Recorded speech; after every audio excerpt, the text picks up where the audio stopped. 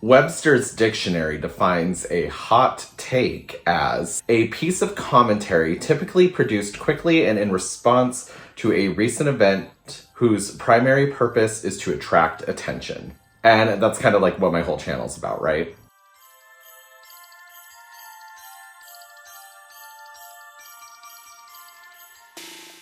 Hey guys, and welcome back to my channel, and welcome back to a non-Ariel month related video, although she's still there. So the semester is officially over. I had my last class today, actually. So now I think I have to turn in like one more assignment next week during finals week, and I'm done for like a month, and it's gonna be real nice. So I thought while I had that time again, I could probably revive this dead-ass channel. Because I think I have like 4,000 subscribers and my videos are getting like 500 views a video, which I know like sounds a lot, but like that's really low for my channel. I used to get like anywhere from like 25 to like 60% engagement, and now I'm like not. Which is fine. I have been busy on TikTok, I've been busy with school and everything. Yeah, so I do apologize. I feel like I'm apologizing in every video for that. So today, actually, Saturday, December 11th, 2021, at 3 p.m. Eastern Standard Time, I will be doing my first live since the pandemic started with Jared from Life in Plastic and some other doll content creators who I haven't really talked to yet. But I'm excited to do stuff with them because they're all a little bit more popular on like Instagram and everything, where I'm like a TikTok gay now. So it should be really fun. I made a joke at the beginning of the pandemic that no matter how bad the pandemic got, I would never do a live because I was just getting annoyed with them. Like everybody was going live every 5 seconds. And now like that we're like 2 years into this pandemic because nobody will fucking mask up. Now, I can see the value in like interacting with people from a distance socially and everything. And I think that's really cool. So I'm excited that my first one's going to be with Jared and everybody else on the panel, but I will have that linked down below in the description box. But yeah, 3 p.m. Eastern Standard Time today. Also, Adam from the Dollist sent me this beautiful LOL OMG holiday collector doll and New Year's Eve queen. So I thought it'd be fun just to unbox her while I give you guys some of my hot takes. And then just take a sip from the old tea mug. And let's dive on in. So like I said, these are more like off the cuff, random, and these are just some of the ones that I sent the Dollist when I was talking to him about this video concept idea. So my first hot take in the doll community is I like molded on plastic hair on Ken dolls. I always have. I think it looks way better than rooted hair. Rooted hair dolls you can only do like maybe like 3 different things with. And that is the douchebag side thing that me and every single Bratz boy doll does. There's like any kind of like longer hairstyle.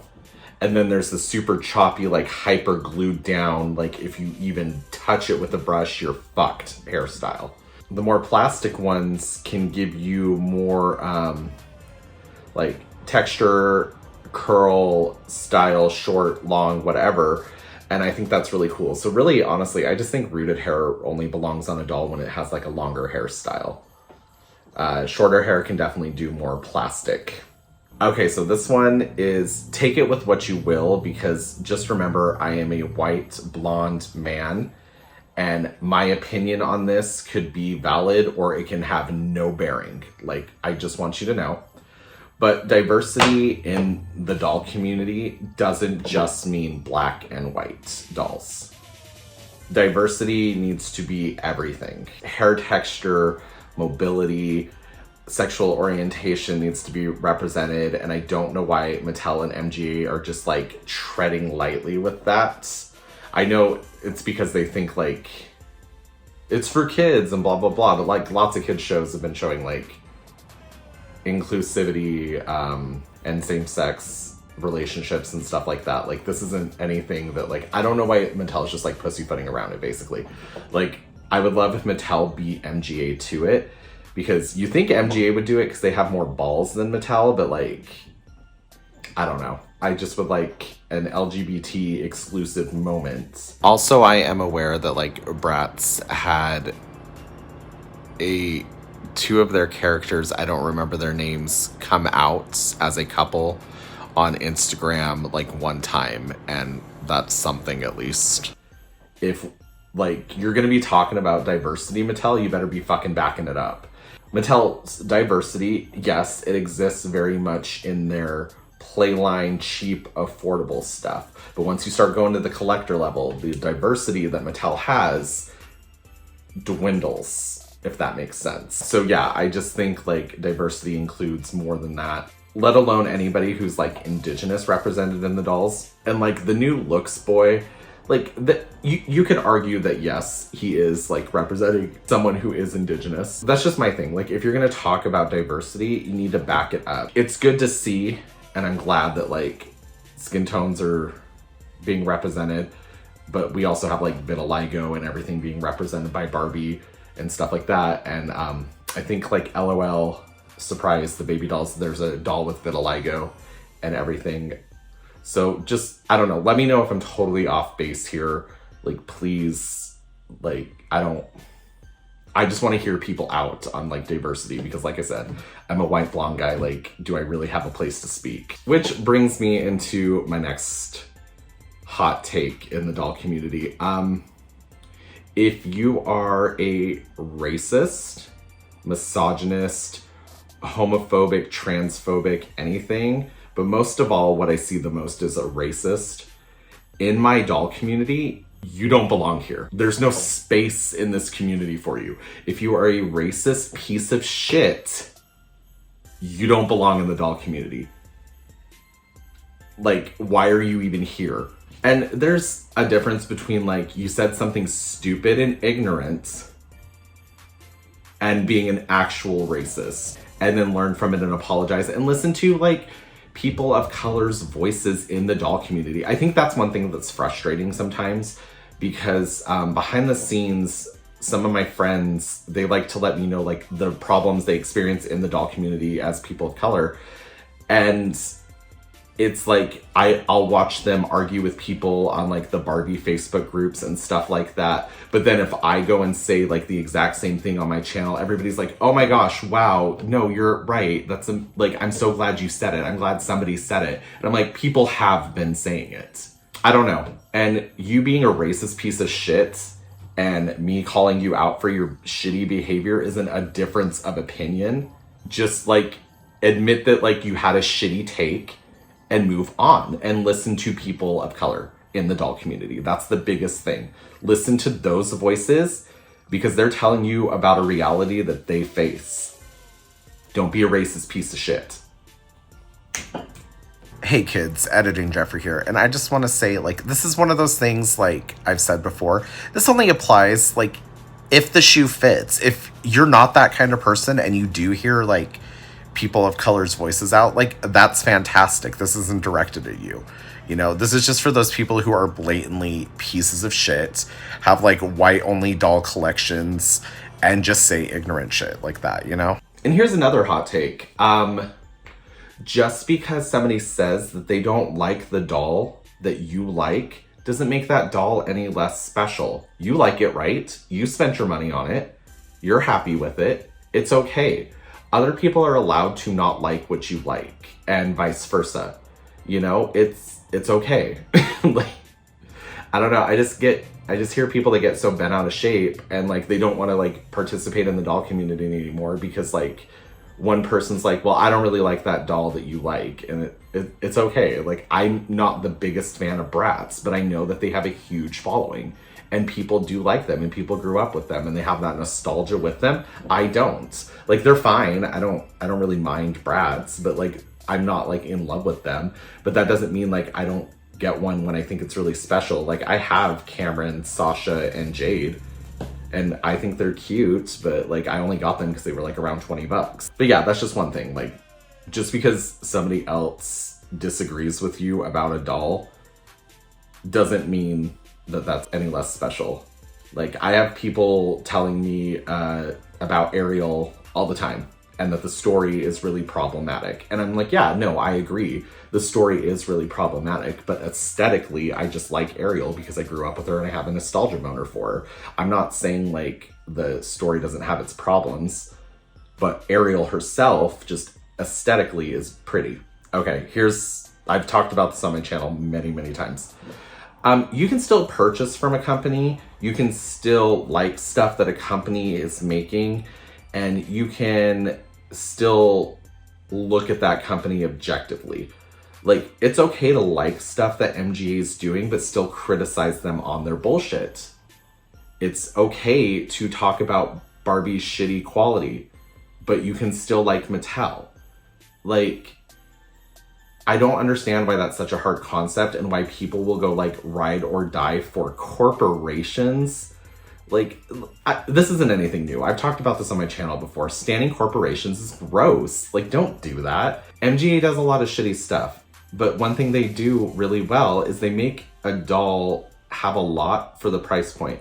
Yeah, some of the Rainbow High dolls are starting to get really up there, but when I look at what I can buy for $50 from Mattel, and when I look at what I can buy for $50 from Rainbow High, those are two significantly different options. Rainbow High still had like a shitty problematic guy behind him, and we still don't know what happened with that. And that's the thing too, just because I'm saying these things doesn't mean like if you disagree with me, I think you're wrong. There's plenty of people that when I was talking about like all the Michael Scott Anderson doxing a teenager stuff, there were plenty of people that were like, I don't care, I just want to buy dolls. And you know what? Fantastic. Sometimes I wish I didn't care. It's exhausting. But I have a platform like, that like 5 whole people watch. And I have like a responsibility that when I do think something is unethical or there's racist piece of shits in my community or stuff like that, they need to be called out for their shit. That's why we have platforms, because we had a voice that we wanted to get out in the doll community, and that's what we do. I'm not the only person that does these things. Lots of people from all sorts of facets. Like, I'm just somebody who has like an iPhone and films himself and like cusses. But there's other people who use like their Instagram followings. There's other people who use their TikToks. Like, there's people who go out into the communities and are like, hey, I buy these products, but I still understand that there's problems with them, So that's all I'm saying. Like, don't stand I forgot I was supposed to be unboxing this. I'm not even doing it. I'm just like talking. But yeah, that's just what I'm saying, guys. Like, don't stand corporations, and it's okay to call them out on their bullshit. Okay, I've been talking for like 20 minutes. So I didn't even unbox the damn doll I was supposed to unbox. So this hot take, it's just supposed to be more funny and everything. But one thing I've noticed is a lot of the Bratz girls, and when I'm saying girls, I'm just meaning people in general. Like, I'm a Barbie girl, somebody else can be a Bratz girl, etc. So all the Bratz girls, they just remind me of like the people who I was always in school suspension with and on probation with, and they're just loud and they smoked and they shoplifted. Like, those are what Bratz girls are to me, and I was part of that whole scene. But I was also part of the Barbie girls, which I feel like the Barbie girls are like those super annoying girls that like thinks everybody loves them, but like we begrudgingly accept them. Like, we just accept that they're like a reality, but also have a pill addiction and their parents hate them. But like, that's just me being like silly, but that's how I always like picture, like, there's two like groups of collectors. Okay guys, so those were my hot takes. Please just understand, like, these are just my opinions. I'm completely open to discussing anything. Like, if you had an issue with anything I said, I think that's one thing I've always been pretty good about in my comments for the past 2 years is I allow an exchange of ideas. I don't delete any of my comments except for like the spam sexy porn ones or whatever. And yeah, that's it. But also let me know some of your hot takes. Like, what do you think about like stuff in the doll community? It doesn't have to be like as heavy as mine. It can be fun stuff. Like, maybe you think like Velcro isn't that bad, or maybe you're in love with color reveal Barbie dolls, like, just let me know what you think down below, and I will see you in my next video that I haven't even filmed yet. Okay, so she was a pain in the ass to get unboxed. Oh my god, she was in there so hard. But she lights up. You can't even really tell. Hold on. Wait, what the hell? I was trying... Oh, there we go. Now it's shining. So yeah, she comes with this absolutely monstrous stand that is lighted. It looks like a New Year's Eve ball. It's metallic and plastic, molded on. Has her little crotch stand and everything. And yeah, you just press one of these gem buttons and it lights up. We also have the doll, and she has the regular LOL OMG articulation, except... No, she has the bend and snap knee. Okay, cool. I couldn't fill it the first time. Removable hands for easy dressability. Big, beautiful blonde afro and baby hairs because doll designers discovered baby hairs like last year. A tiara, big bluish eyes, beautiful face, jewelry. She's doing the exact same thing the holiday Barbies are doing this year with like the metal shielding looking plastic pieces. And then this skirt, which I think is different from the original like leaked photos we saw of her. And then these beautiful, gigantic heels. Then the plastic actually just snaps off pretty easy, so you can take it off if you'd like. She is held together with Velcro underneath, just a very pretty little outfit. And then, of course, this giant, beautifully lined jacket with the sequins and the fluff and everything. So yeah, thank you so much, The Dollist, for sending me this as a gift. I really appreciate it. And she will be a beautiful addition to my very small OMG collection.